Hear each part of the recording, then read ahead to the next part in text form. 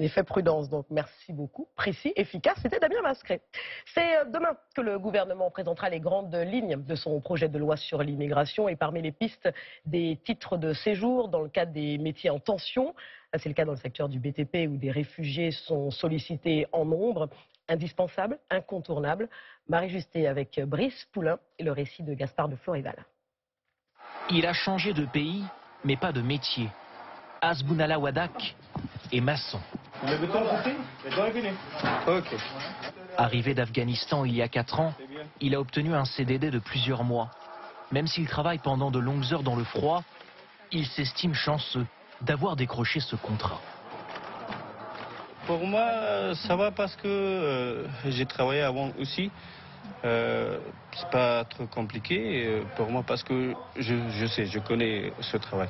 Quand quelqu'un veut travailler, c'est pas trop difficile. S'il a trouvé cet emploi dans ce secteur qui manque beaucoup de bras, c'est grâce à ce centre de réfugiés. Yassine Benaoudia en est le directeur. Sur son ordinateur, les offres d'emploi affluent.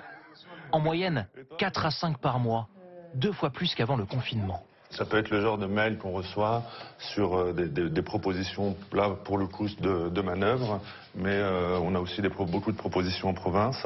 BTP, restauration, coiffure, les postes sont nombreux, mais pour l'instant impossible pour le directeur de répondre à toutes les demandes, dans les temps. Non, on n'y arrive pas à répondre parce qu'effectivement, on préfère que le résident finisse à minima ses cours de français pour pouvoir après se débrouiller et s'insérer le plus rapidement possible dans le monde professionnel. Car apprendre le français ici est une condition indispensable vers le chemin de l'emploi. Qu'est-ce que c'est comme entreprise, ce magasin? Azoutala Yacoubi est afghan. Il y a 1 an, cet étudiant a fui la guerre dans son pays avant d'arriver ici. Mohamed Amir, lui, est mauritanien. Cela fait 3 ans qu'il vit en France. Tous deux rêvent d'un emploi, synonyme de plus d'autonomie. Quand on ne parle pas le français, on ne peut pas avoir un contrat de travail. On ne peut pas communiquer. Pour vivre en France, je dois apprendre le français. C'est important? Oui, c'est important. À quelques kilomètres de là, Bonjour. Ahmed Raza est réfugié afghan, a signé un CDI l'an passé dans cette maison d'accueil, spécialisée pour adultes handicapés. Ahmed, tu commences par la chambre, tu fais le salon? Ici, 75% du personnel est manquant. Avec sa collègue Sandra, il est en charge du ménage, et souvent même un peu plus. Il s'occupe des résidents comme ce jour-là dans un service où de nombreux salariés sont absents. Tu veux le chocolat?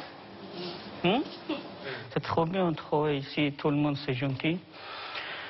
J'aime ici travailler, c'est bien. C'est pas difficile. Un recrutement indispensable pour la directrice face au manque de main-d'œuvre. Elle songe déjà à embaucher d'autres personnes du centre de réfugiés pour compléter ses effectifs.